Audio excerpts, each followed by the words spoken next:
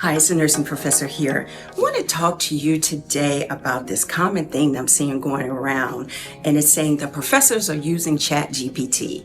And so students are like, well, why do I even need to go to school if they're using Chat GPT and they're not doing the work themselves, and maybe I can use it and be successful too.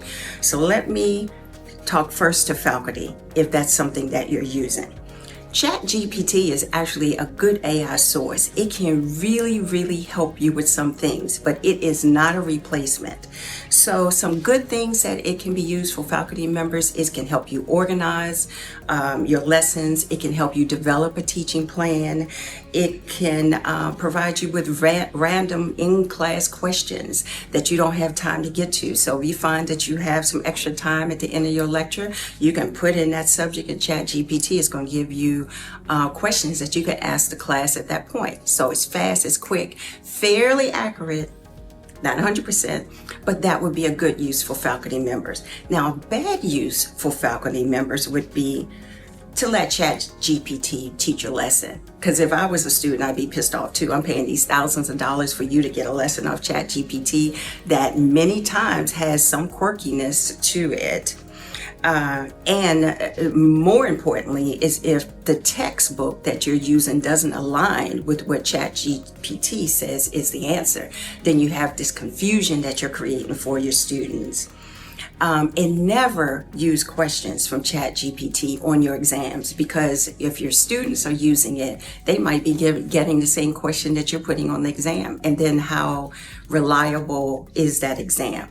So that is the bad part of a faculty member using Chat GPT. So let's talk to you students, all right? So if I were a student today, I would use Chat GPT. So some of the good things Chat GPT can do for you is it can help you in organizing your studying. You can put in the topic, like if I want to learn about congestive heart failure, it's going to give you all the things you need to know about congestive heart failure, all in one place. So it's very good at organizing. Now, it will also give you random questions. So if, say, you don't want to go to ATI, you don't want to go to HESI, you don't want to go to your textbook to get questions, which I will caution you, you should. You can get some questions that could actually test you on the material pretty quickly. But don't get caught up in only using that, because frequently as a faculty member, you're gathering your test questions from other sources.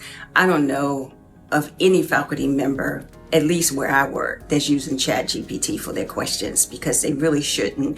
And it's just not 100% reliable, I'm here to tell you. And on the other end, if you're doing a paper, don't copy and paste, because Turnitin will pick it up and it will show you have 59, 63%, plagiarism. So don't think you're getting by with that. You can get ideas, but you need to develop it. So some bad uses of Chat GPT for students is if that you use as your sole use of studying. I've seen things on the internet where people say, oh, take your teacher's PowerPoints and put it in Chat GPT and let them give you exactly how to study. It can be helpful. Yeah, I'm not going to doubt that, but it's not 100% accurate. I am here to tell you. So don't get caught up into that. And if you're writing a paper, not necessarily is it going to give you the correct reference in APA format. Funny story, and this is real if you watch the news.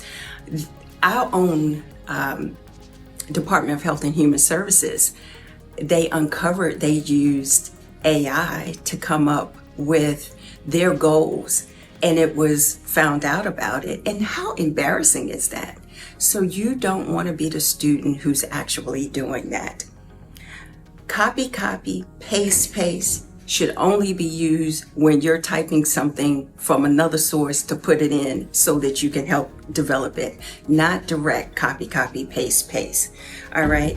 And the final part about using Chat GPT that is terrible for a student is you never get to develop your critical thinking skills.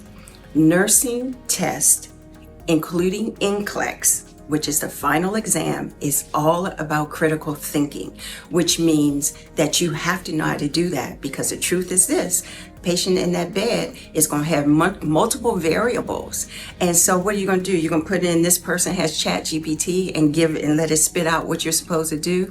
Doesn't work that way. It's too many variables. So don't get caught up in that. Use it as a resource, but not your only resource. So I hope that helps.